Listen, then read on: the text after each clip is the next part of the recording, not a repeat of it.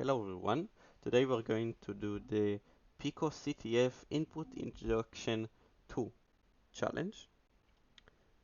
You're gonna want to start the instance and download the program file and the source code. I already did that, as you can see. And I'm just going to go through the challenge and explain the steps. It's not a hard challenge, but it is important, especially to know how the program memory layout works and what overflowing is actually is and how we can use advantage of it, and also learn some about the scanf vulnerability and why you shouldn't use it.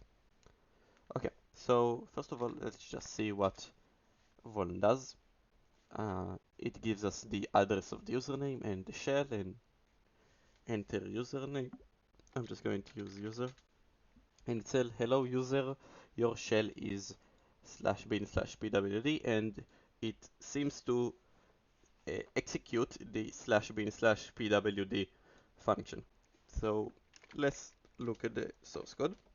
It's pretty short. You can see that we allocate a username variable and the shell variable. We print the address of the username and the address of the shell, and we copy to shell the /bin/pwd. Um, we get through scanf the username, so that's the vulnerability that I'm going to talk about, and then we print out the username and the shell, and then this is the important part, we execute what is in the shell, the string that is in the shell. Right now it's bin/pwd, but we are going to write it to something else using the scanf. So we can see, if you type scanf vulnerability, you can see that scanf has serious vulnerability. That basically scanf doesn't set any bounds on what it takes as input, so you can easily overflow it. Um, you if you see the let me pull up this scanf. You just need a like to get string, and then what it will write it to. You don't set any buffer, any length of buffer like you would in fgets, which you need to actually set how the length of the bytes to read. Scanf doesn't do that, and we can type as long as string as we want, and it can overflow username because the username only has 28 bytes, and if we type 29 bytes when scanf runs, it will actually overflow what's above us in the heap. So if I pull a program memory layout, and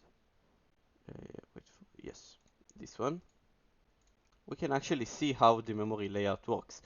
So there is the text, which is the source. This is the actual machine code, the initialized data, which are global variables that we set to a certain data. And initialized, this is global variables that we haven't set, assigned them data yet. And the important, which most of the overflows are there, are the stack and the heap. The stack stores like return address, local variables inside functions, arguments to functions, and those kind of stuff. I forgot something, but those are the most important. And the heap stores all the allocated stuff, the stuff that is in memory, and you need to specifically free them in order to gain that space back. And you can see the heap writes from the low address to the high address, and the stack writes from the high address to the low address. The code we use malloc, so those variables are going to the heap, not the stack, because the heap stores the allocated uh, memory. So basically, you can think it is like you have the username, which, let me just do it like this. Yes. Okay, so the username this is the first variable that we're going to store. We store it at the bottom of the heap, and then we need to malloc shell, so we store it above the heap. And when we scanf username, we write to the heap, but the username only has 26 bytes of memory. So if we type more than 28 bytes, it will overflow to the shell section. So basically, when we write more than 28 letters, it will overflow to the shell section, and then we can overwrite the shell that will print the flag. So let's see how we can use that. Okay, so I am going to, first of all, we need to get a long enough string so we can see where the overflow begins. Because if you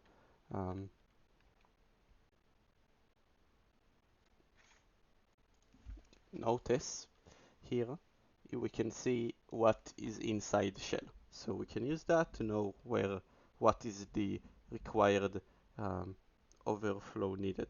Like what is the required buffer we need in order to get into the shell space.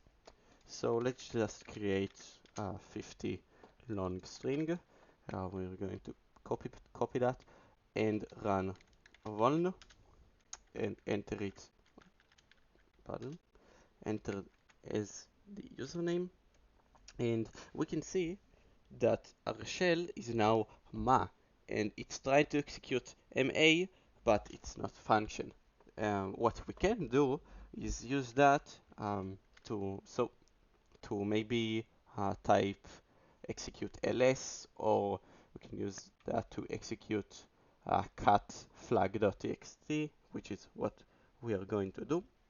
And we know, so this is the offset needed. So anything we type after that, it's going to put into shell and execute it. We can do, for example, ls, and you see it's going to execute ls. And so this is what is actually happening if we type ls. So we understand what is the offset needed, and now we can just run the instance. It's not exactly 28 because there are other things on the stack, but what is important is that we know that the shell variable space is above the username. So as long as we add letters, we eventually are going to reach the shell memory space. Okay, so enter username. We are going to use our offset, and let's see if it works with ls. It does. We can see that there is a flag.txt.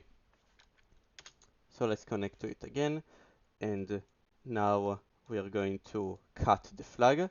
Notice that we can't do cut and then space flag.txt because space is like given an argument, but we can do, I think with tab, it will work. Maybe? No, it won't. So maybe with like this. No, I'm actually exploring right now with you. I'm not sure. No, it's not like that. Okay, it's fine. I think there is another way to use it. I think something like that. Wait, let's see. Cut and then like this, maybe. No. Maybe we can use. Let's see. Cut and then ifs flag.txt. No. So okay. So it doesn't work. But we can do is actually just run the shell. The sh command just run the shell and then we can cut. Yeah. So this is the flag. Let's see if it works. You have already solved, so yes. So this is basically it. It's pretty simple, um, short video, but it is important to know how overflow works and how the heap works.